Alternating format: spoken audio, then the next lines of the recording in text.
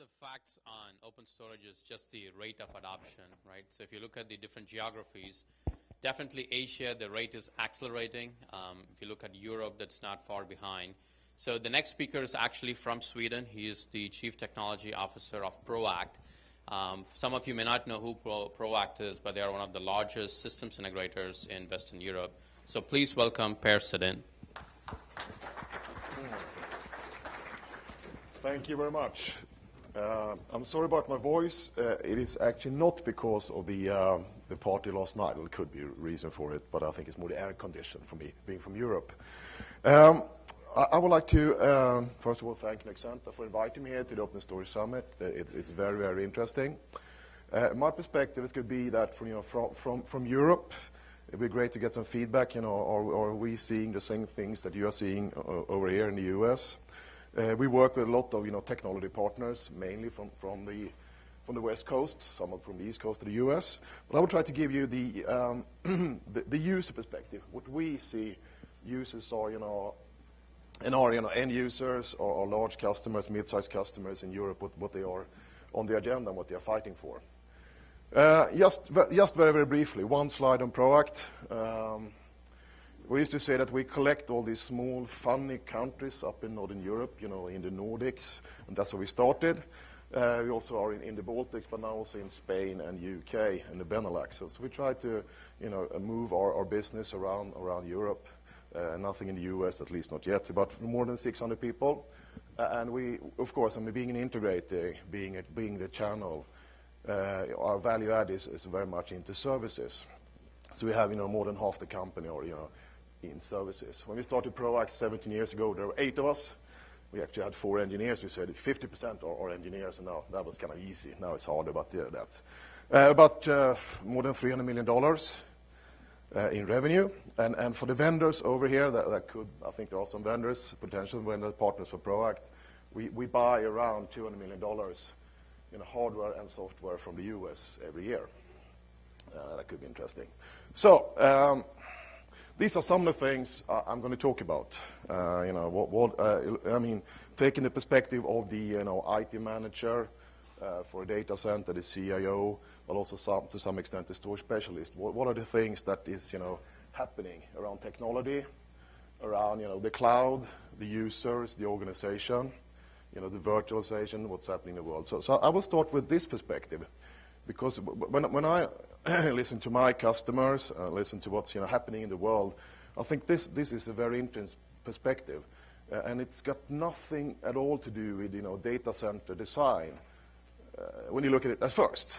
But on the other hand, I think this will make a profound change to the way we build, we design, build, architecture, and package IT, and that is the user. These, hard to talk to, don't understand technology, very impatient. They have new projects, things are changing. We do a new type of, launch or something. We develop a new product. We change our mind. We do some acquisitions. It is a mess. And at the same time, they love these new gadgets, the iPhones, the iPad, the Android devices, and they just have them. IT, can you control the devices anymore? I think that time is over. But it's a combination of the devices with the external, public web services that changes everything. They have this device, they can do something fast, cheap, easy, maybe it's for free, and they can change very rapidly. And they are expecting this to happen internally. I'm used to, being able to share my files. I'm used to having a virtual machine in 3 minutes. And that's what I expect from internal IT. If I don't get it, and this is where I change it, because 10 years ago we could say, well, good idea, but, it doesn't, we cannot afford it. It's not according to our policies and procedures. It would take 6 months. I would say, okay, they have to complain, and they try to fight it. Now they just do it. They bypass IT. This might be a European, things happen in Europe only, but we see, that the users are by far bypassing IT if they're not happy with the service. And that's good, because there is a lesson here. There's also of course, a downside. Let me show you this. I don't know if you can see all this, but that's not so important. This is my daily life. I got put 3 of the most important ones. These are public web services that I use in my work. Dropbox, of course, that's my disaster recovery copy. That's I copy from my PC to my iPad to my iPhone. And I have a combination of private data, corporate data, not my customers' data, not my financial data, but the things I'm working on. I have some common projects with some of my technology partners. They're all part of the Dropbox. We share information here.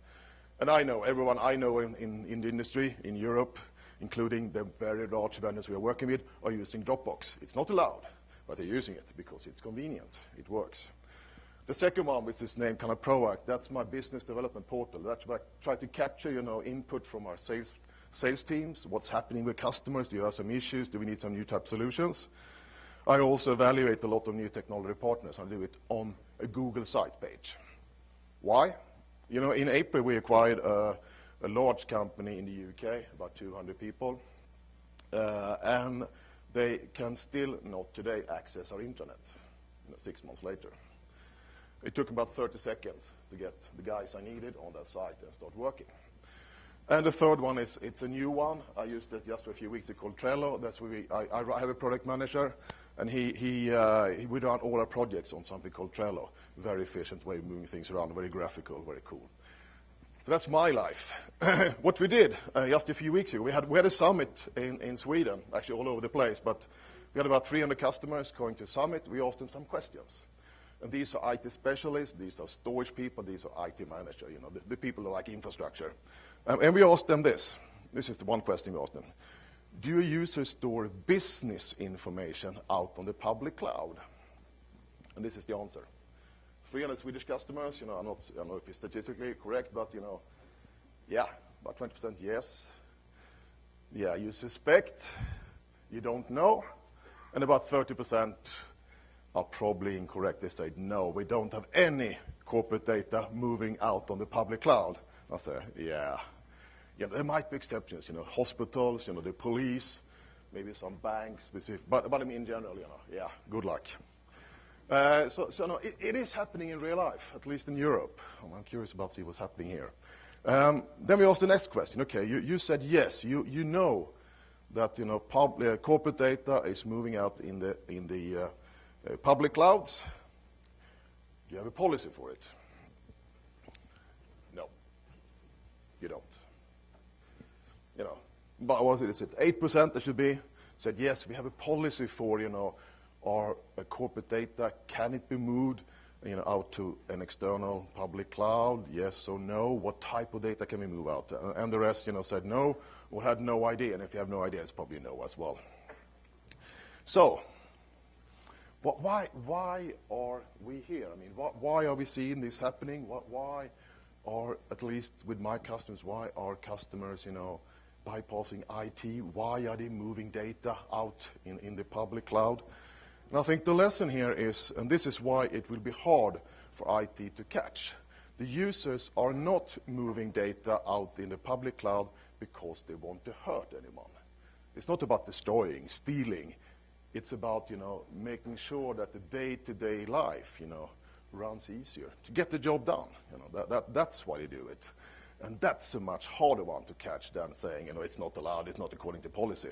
You say, but I'm getting my job done. And that would be the argument that is hard for ITs to push back on saying, you're breaking all the policies that we don't have, et cetera, et cetera. But it comes back, of course, to the IT business development. Talked about this for decades. IT are control freaks, at least most of my customers. They want to make sure everything works exactly as it's supposed to do. So they are kind of a little bit afraid of automating things. It's often too manual. It takes too long time. The policies are nothing to do with IT. This is, a CEO board decision, but it's not. They don't really understand this. You have to explain to them.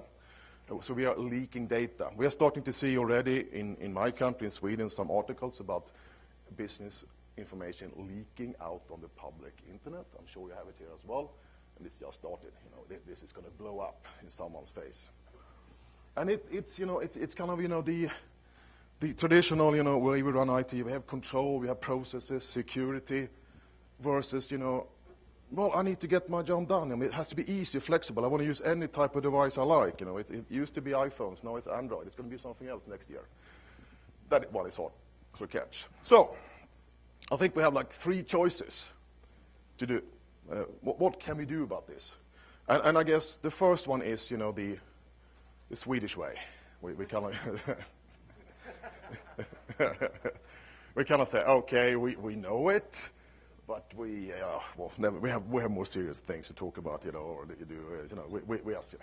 we hope for the best. We hope the users are clever and don't put the wrong type of data out in the cloud, or we have no idea what's going on. We can do the second one, which is that we prohibit all usage of public cloud services. There are some people I know that are talking about this. I would say, I talked to our own IT manager. I told him, do you know that I'm using Dropbox? Well, it's easy. I can see traffic there. He said, okay. And I can easily turn it off. And I said, well, I'm not sure that's a good idea. I'm not going to like you, and everyone else is going to hate you. And we actually, by the way, we're going to find another type of service that you cannot find so easily. So, I mean, it's like, you have to pull the plug on the internet to make that one happen. So I'm not sure that is the right way. I think the lesson is this one. I love that picture, I'm not sure, the IT people I meet, do they love these new devices? Do they embrace them and say, cool, we have another new device, we have no security policies, and it eats up all the bandwidth on the VLAN? Our own IT manager, he doesn't allow iPhones and iPads on our internal VLANs because they eat up all the bandwidth. They're very aggressive getting the bandwidth. I showed him, last week that actually I am connected on the internal VLAN. It can be done. So but it's not allowed, but it's still done, So it's happened. So I think we should think about, are there lessons here? Are there things we can learn from this? This phenomena that I don't think we have any chance of controlling or stopping. We need to adapt. We need to embrace it. I think in here. So we need to think about, what can we do? What type of services can we provide? And by that, of course, you need to start talking in terms of a cloud. I'm a little bit allergic to the term cloud. What is it? It depends on who you ask, and everyone has their own definition. But for me, it is, it's not the technology, it's a way of using technology. And people say, we package IT as a service for decades. What is different? And I say, to some extent, it's the same thing. You might have done a cloud for 20 years, but it wasn't called a cloud. But there is still something about, the ease of use. The device-independent access, the flexibility, and something that IT are really scared about. The users can do things themselves. There needs to be some type of self-service model. They might screw things up, and they will, but we try to make it easy so they won't screw it up. And there's a lot of, technology behind this to make it happen. I mean, should we build our own private cloud? Are there some, and we hope for this, will there be some local, trusted cloud providers that can complement, the big ones, especially from the US that are public, could be local ones that you can trust, you can verify them, you can meet them, they speak your language, you can you do reviews, and etc. Or should you build it yourself? Or all the things you can actually put on the private cloud, These are some of the things I'm seeing my customers are starting to think about. What is the cloud for us? How do we define it? What are the lessons from this? And virtualization, consolidation, automation, the things we work with daily, that is the foundation for making this happen.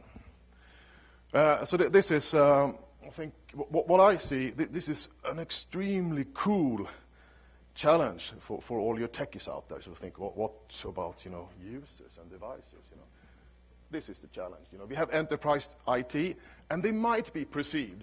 I'm not saying that's the case in US, but I'm saying this is the case in a lot of my customers, complex, expensive, hard to talk to, it takes time, a little bit rough guys to talk to. But it's also, it works. We have it under control, we have processes, we have security, so we can trust that because there is some thought behind this. Then we have, of course, what our users love, the flexibility, ease of use, low cost, I can do whatever I want. And what do we need to do? And this is the fun part for you who like technology. We need to combine the two. you know, control, security, order. We know what's happening, to the flexibility, simplicity, ease of use, and this is, this is, I think where we see a lot of the work over the next few years for us, for the vendors, for you guys who are end users. You will think about, okay, how can we combine these two to make it easy to use, maybe even cool, maybe even sexy, but it has to have some type of control. And we have started, the whole trend we see about consolidation that we started 20 years ago. We talked about we start virtualize your servers, and we share storage. We kind of consolidate bigger chunks. And the road we see now is that we're moving into the fully virtualized stack, because we think that's a very good foundation for building this. We are seeing the lines of storage and servers, virtual servers, are they're getting a little bit shady and gray. What is storage? What is service? It's kind of floating right now. That's why, for us being a storage integrator, a lot of knowledge in the full virtual stack, especially virtual machine, is critical, because you can't really tell a difference where one stops and the other one starts anymore. It's going to keep blurring here. What I hear is, and there are some technology challenges. You can build this. People are using it today. There are still some ifs and buts. Don't, mix anything with anything right here, because that might be a problem. I've heard that some of the biggest obstacles is still not technology here. I met some CIOs, some IT managers saying, the biggest issue we have is, technically, okay, we have to spend CPU cycles on this. You have to think about this, how we build this. But the biggest problem is us. We have the Unix team, we have the Windows team, they don't talk. Then we have, the networking team, and they have never talked to the fiber channel guy because they don't like each other. And the security guys, nobody knows what they're doing, understand? So you have to organize the whole IT around the full stack. And that might take some time in some organization. And usually, the older, the bigger they are, the harder this one could be. Because you have different, segments, different parts of IT that are not really working together today, and have to do that in the future. And we are seeing some examples of that. I don't know about how it is here, but we're seeing some examples of people are looking for data center architects that can think about the whole stack, not just the pieces. Some are actually reorganizing IT completely, ripping everything down, and organizing it according to the full stack instead of all these different segments. We're seeing that happen as well. That's in Denmark. They're a little bit more, brutal than the Swedish guys who try to talk about things, and they go like, oh, shit, this isn't working. I'm going to rip everything out, and I'm going to start again. And they're doing that, actually. So then we have this, these cool, I love the virtual stack. On the left-hand side. And isn't this, we have a fully automated virtual stack, and it's so beautiful. And I tell you what, the users don't care. I'm sorry about that, but it's not enough. They have to understand, what should we do with it? Why have you built this one? And actually, I'm going to use an example from, this is not coordinated at all, but it's actually an example from Intel. Because I had a presentation, I was at a conference in April. There was a guy responsible, for a project going from a physical to a virtual infrastructure in Intel, doing a presentation. So this is the internal portal for developers at Intel, and he gave it to me, so I haven't stolen it. I'm a US, I don't want to get sued now. I got it from him. And they went from a physical, in 2 years ago, they started with a physical, infrastructure, new server, about 3 months to get the new servers, and of course their users were not happy at all. They virtualized everything. Took them about 3 hours to get the new server online. Then they took the next step, and this was, I think it was in production more than 6 months ago, and they put out the self-service portal for the developers, and they have a truckload of developers. I think it's like 80,000 or something like that, a lot, and now they can get the small, medium, large server. I think it says that on that one. You probably can't see it, and it takes about 3 minutes to get it. So from 3 months talking to IT to 3 minutes. There is a but. There is probably some type of management approval of the cost on the way, but technically it's about 3 minutes. On the right-hand side, and I really appreciate what Billy was talking about, from Intel about, I love object storage. I love objects. We've been trying to sell object storage to our IT users for 5 or 6 years with very limited success, I can tell you. We said, okay, it's object, what you use it for, you access by HTTP, they go like in my data center. Okay, I think it's coming now. I think objects are coming. There are reasons for it. For certain type of use cases, it's a beautiful technical design for certain type of data. But, nobody buys an object storage, What should you do with it? And this is something we are working on right now. This is a request we have from a lot of customers saying, okay, we understand Dropbox, we understand, we think we understand why our users are using it, but we cannot allow corporate data to move out on the public internet. So could you please help us to build an internal Dropbox lookalike? And that's what we're doing right now. We are in the process of designing things. We are probably going to do some piloting by the end of the year. We think that's one of the use cases that could be interesting, the internal Dropbox lookalike. Any device, anywhere in the world, on any type of network, including 3G, of course. That's what we are aiming for. We think that's one of the use cases that could be interesting. I know there are hundreds of more use cases, but we as Proact, we are limiting ourselves to a few ones we think kind of complement our own business. So these are the 2 ones we're working. Oh yeah, by the way, the Intel portal, we built one for one of our customers now. It was cleared, I think 2 days ago, they said finally okay. It's been running for 6 months as a pilot. Now it's actually in production, and they are paying for it. I can't tell you who it is because it's still a secret, but it's a company associated in the telecom business. I can tell you that much. Then you can guess. So looking at all these things, in the minds of our users, I think that there is a place where I would like to help, our customers to move. When they think about, IT, and they should think about someone actually who support their daily life, who help them with projects, who integrate things fast. So I hope, that we can. I can together with my customers saying, actually, when I talk to IT, they help me with new things. So I think, the I in IT should not be information, it should be innovation, because we want to evolve the business. We want to help the business to evolve. That should be what the customers are thinking about when they think about internal IT. Not 3 months to get my freaking virtual machine, they drive me crazy. This is the one. They help me. They support me. So this is what I would like our customer to, end up. This is my goal. This is my vision, what we would like to help our customers with. But there's actually one more thing. I have one more thing on my mind. And this keeps to get forgotten in most places, with vendors, with customers, and with myself a lot of the time. It's this one. Because, virtualizing or have your virtual infrastructure, you could, cloudify. I don't know can you use the word cloudify? It's my version of English. I'm sorry. You get the picture. You put the cloud and everything is fine. It's not, by the way. It's actually making this worse. It doesn't help. You can't virtualize and make a cloud and think, we're going to manage the growth of information. You're probably going to make it worse. You know how the best way for someone like me to sell more storage is that the customers virtualize their servers. That drives up the storage volume. We love that. It's so cool. Then you sell them DDAP to drive down the storage volume because it's all copies of it of something of the same thing. But this is with flat IT budgets. Storage is growing as a part of IT budgets, and it's on average around 20%. The cost of managing storage is going up. We get more of it. It's very complicated.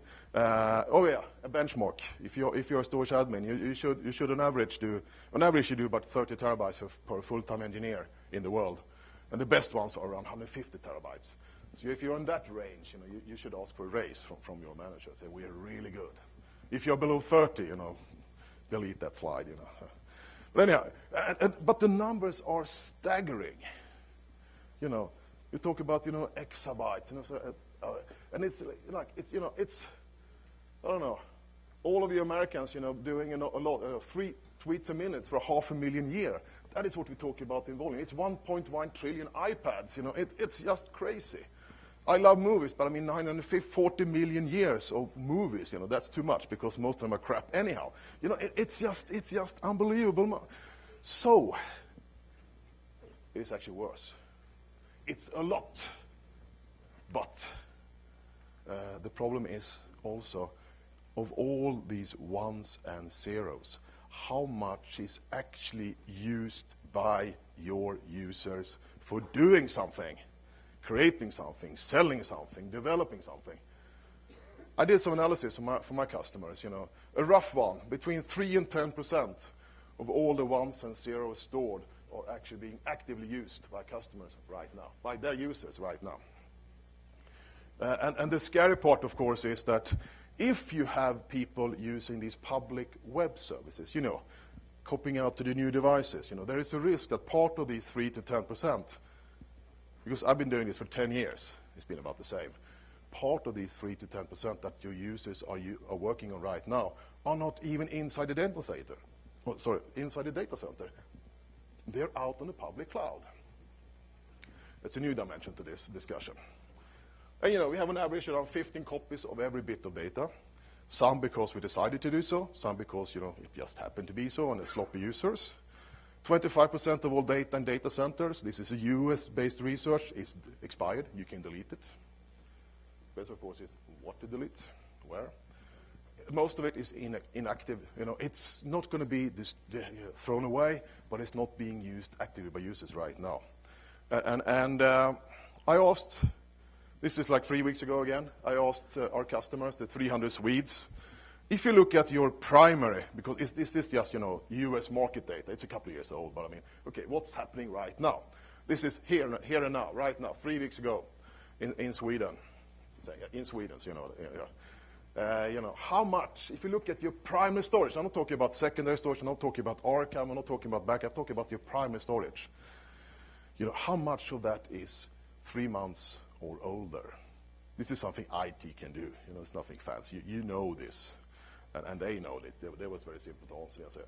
And if you look at the right-hand side, the two big ones is between 51 and 75% of the data on my primary storage are 3 months or older, and the one furthest to the right, is between 76 and 100% of the data stored in my primary storage is 3 months or older. So it's about, roughly 75% is old. There are things to do about this. I'm not going to go through all of this. There is a nice model here. And this is the model I use for, within half an hour, I can probably find out about approximately how much of your data, how much of your storage is actually used for data actively used by your users. There is actually, if you're not tired of me already, there is actually me on a YouTube video. If you search for my name, you can find me there. You probably get a copy of the presentation, so you can find the link. Talk about this model. It's extremely simplified, but I think by simplifying it, you can easily find, where to start. What are the important things to start with? But I mean, if you look about, storage, we're on a storage conference. What I see, is needed, to make this more efficient, because there's a lot of things we can do in IT to automate, to make this more efficient. You have a lot of cool tools available. And to my surprise, things like the duplication, theme provisioning, tiering, are not used as aggressively as they could. We have people who have this on their storage devices, and they're not using it. So there are some funny things happening here. You can gain a lot by just doing that. What we will see over time is we will see converged networks. Fiber channel is dead. So fiber channel geeks over here are probably going to throw something at me, if not now, later. Ethernet is taking over time. One network is more than enough. You're going to see memory-based. Bill from here to talk about this. We're going to see the flash technologies evolving, and they will take over more and more over time because the mechanical is going away, obviously. I think we will need to see much more intelligence, if you want to call it that, in storage. How we can reduce data, how we can do this in a much more efficient way than we're doing today. The CPU powers will help us doing that. We need to have the ability to have more information about the information, extended metadata. That is something that's required, because then we can make some more clever choices and decisions based on that one. And we will probably see some type of classification functionality built into the storage arrays as well. Also, talked about by the previous presenter, how can we fully utilize the silicon development? I do love my big storage vendors, but you don't get the new storage controller every 3 to 4 months. It takes some years, and so how can we push new silicon developments fast into the storage environment? Something we think is happening. We need to solve something like RAID. RAID is broken. It's too inefficient. It's too slow to rebuild. And if you run RAID 5 and 1 to 2 terabyte drives, you are running outside the specification of the drives. So you can have read failures during a rebuild, and then it's usually history. It's over, or a restore from tape, whatever you're using. So we will see, some very powerful algorithms, very CPU and memory intensive, but we will see algorithms protecting our data instead of RAID in the future as well. So these are some of the things I see happening. So there is still a lot of space for innovation in the storage world. But there is just one more thing. How do we get there? We treat all information as equal in most cases, and that we have to stop doing it. We have to start deleting. So what do we have to do? This terrible world. We need to start classifying. I can tell you right away, this is not something that IT should own. They need to support it. They need to probably encourage people to do that, but you will have a hard time driving this. You can do a lot with existing technologies behind the scenes, but you will have a hard time driving this, but you need to support them. And it's really very simple. This is one of my favorite slides, the worm slide, whatever you want to call it. It's really, 3 things. First, you want to know how important is your information when it's created. Is there something happening over time that changes the value of information? And if you know that, you might be able to build something more efficient. You can move it onto some type of secondary tier of storage. You don't manage it as intensely. You don't back it up the way you used to do. So you want to understand if there is a change of value of information over time, which means that you can save money. Then it's just 2 more things. Are the data information that needs to be preserved for a longer time period? Yes or no? And the other thing is, of course, when can we delete it? All of these are business questions. And we have been struggling with this. I was part of the original ILM pitch from SNIA in the Information Lifecycle Management. Everybody loved it. We talked to IT. They said, brilliant idea. Let's go to the business and get some help. And they said, get out of here. Buy some more disks. We don't have time for that. That's a very complicated and expensive project. It is, but you need to start sometime. 6, 7 years ago, it was extremely hard because technology was not there. I would say at least it's better today. It's not perfect, but it's better. It can be done. So these are some of the things you want to ask, and this is something, of course, that IT will not drive, but you want to ask, this information, is it important? Will the value change over time? Do we need to keep it for reference over time? And there are a lot of, uniquely business-related questions that you need to ask. And I'm actually, finally, after 6 or 7 years, I'm seeing, not many, but a handful of end users who are actually entering classification projects, And it's because of IT efficiency, partly, but it's also for, they need to get control of the data because it's too much, they can't really find it anymore. So it's kind of both business and IT reasons for doing it. And of course, doing this, I think we can drive a lot more business efficiency, lot of IT efficiency. We can understand the business better. And just thinking about this, if you think about, the cloud, should we build something ourselves? Should we allow something out on the public internet? How do you know without classifying information? What can you allow to move outside your data center if you haven't classified your data? That's something I cannot really understand, because then you just make a guess saying it's probably okay, it's not going to be that bad. Probably won't, maybe it will. So looking at, what's on the IT agenda for my customers. And consolidation, but now we talk about the whole infrastructure. We have to think about the whole shebang. We are seeing, more and more think about it. We move critical applications into the virtual infrastructure, which means we have to think about availability and disaster recovery. Those things are happening. Slowly, automation, orchestration, you need to get, we can't be manual. We have to scale this one up. And also, when we design this, we can probably not ask for, could you provide us for a forecast, dear end user? Could you tell me how you want, what type of service level you want, and when you need them? And I said, they will not tell you, because they don't know. Things change so fast. So you have to have a design that can actually, change, because you will not know, and your users will not know what will happen. So it has to be very, very flexible, whatever you build. Aggressive use of data reduction technologies, please do that. It's an easy win, Talked about Ethernet everywhere. Over the long term, I think that's going to happen.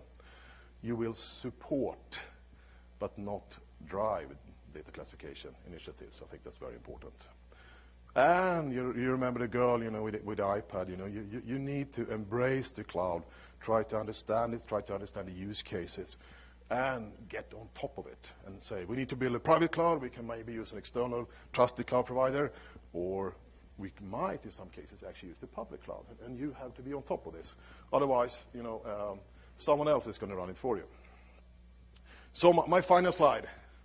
This is a Proact picture. This is one of my, we have a lot of ugly PowerPoint slides. This is the only one I like, actually. It's our own. But we talked about it, being an infrastructure for innovation, yes.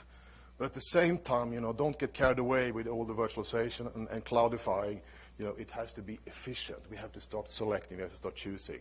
So, the automation tools, the reduction tools, the tiering tools, extremely good starting points. And keep track of and try to maybe, poke the business manager, the CEOs, whatever you are saying. You probably need to start thinking about classification as well. We can help you, but we cannot drive it without the business being on board as well. Thank you very much.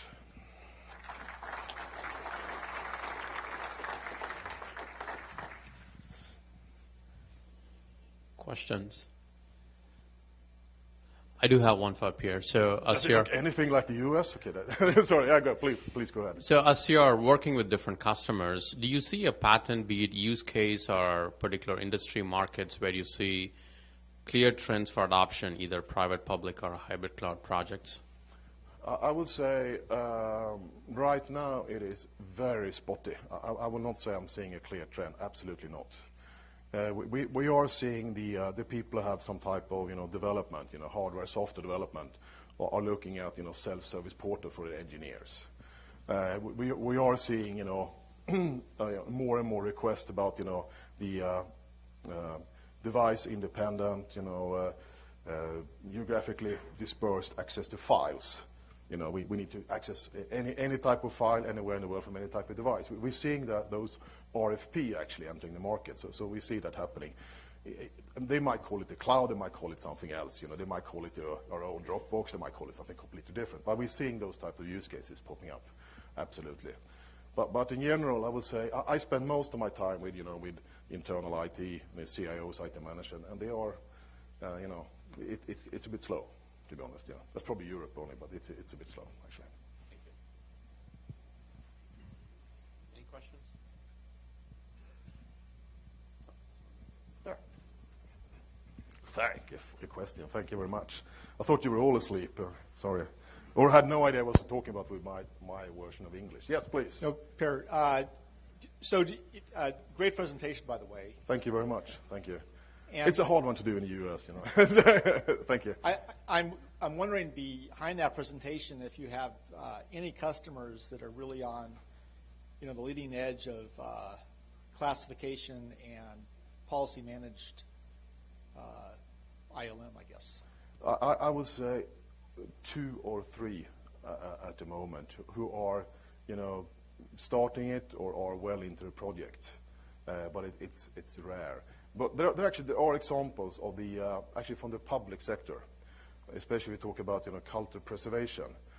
They have done this 6, 7, 10 years ago. So I think the experience of really doing this, it's very much aimed at preservation and archiving. But to do that, you need to classify your data as well. So I think the experience we've seen over the last probably 6-7 years is in the public sector, culture preservation, things like that.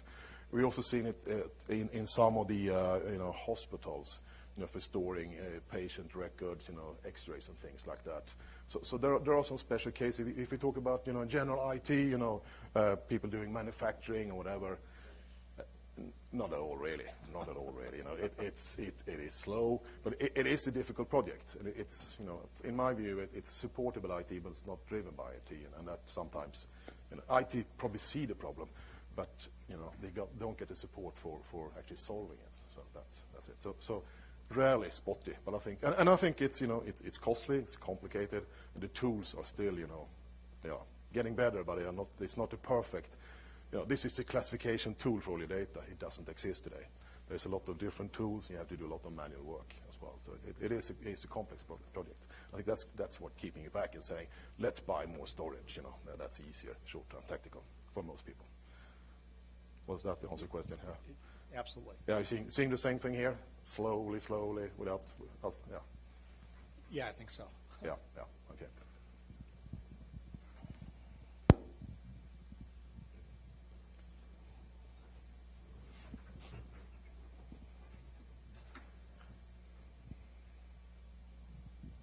By the way, the box technology is very popular, and I think your idea of doing it, a lot of government departments are looking for those kind of things, all keeping it internal. Yeah. What kind of technologies would you encounter to make that happen? To build the corporate Dropbox, if you can call it. We will not call it that because we'll probably get sued after 2 milliseconds. But we will call it something else, ProBox or whatever, whatever, or nothing at all. We'll see. What we're looking at right now, and it's been on our mind for about 2 years. It's coming from customer input. The original input was from Ericsson about 2.5 years ago, wanting to do this for a lot of engineers flying around the world fixing phone stations and stuff like that, and they want to have iPad type of devices, things like that. We are we are looking at some type of storage that you can access through HTTP, because, or HTTPS, depending on because we think that could very easily scale out, inside internal different parts of the world. It's a right protocol. People argue it's not safe enough, but I mean, okay, well, I think it could be done, fairly safe enough. So we're looking at probably some type of HTTP-based storage. Should it be bridge or should it be native? So right now we are looking at actually 3 different object type of storage solutions as a foundation. We have a favorite, but it's not decided yet. So I don't want to go into specific. I can talk of exact, but it's not decided. It's technical. It's also political for Proact. So I'm a little bit cautious about exactly which one. But we have a preferred one. We are looking not only at the Dropbox use case. We're also looking at could we connect other types of solutions into an object-based cloud. Backups or archives or whatever we think is appropriate. The other part, so I think, but that one we are fairly comfortable that we will find a good technology base, the storage base of this. The other part is, of course, the software for connecting to the iPhones, the Androids, whatever. And there we have tested one, which we didn't think made it technically or commercially. There's a price point there that's very important. We are testing, that was a US base. We are testing one that's based out of Europe. And it's very innovative, and we are, but some of the stuff they have is on the roadmap, and they have like 2 engineers, so we're a little bit scared about the quality of that company over time. Very innovative. And then we are testing, going to test in December one of the big ones in this world, and I want to give you. But so we are looking at the basic infrastructure. I think that's probably the easy part, because we are experts there, so it should be easy for us. We're looking at this middleware to connect between that virtual infrastructure layer and to all the devices and replicate things, and that's where we spend most of the time right now. So we're taking it some time. We're probably going to do an internal pilot first inside Proact. We have 600 users, probably going to start doing it there first, and then we will bring it to some few pilot customers. So we expect to be done by technical testing by the end of the year. Hopefully in Q1, early next year, we will do customer pilots and GA, maybe Q2. So I don't want to give you product name because it's not selected yet. So it's a bit, technically and politically, it's a bit sensitive right now. One-on-one, I can tell you, absolutely. I hope you're okay with that, but All right. Thank you, Pierre. Thank you very much. Appreciate it. So we'll take a quick break. When you come back, we'll have a presentation from the CTO of Joyent, which should be a very interesting talk. So let's take 10 to 15 minutes. Let's regroup at 10:45. Thank you.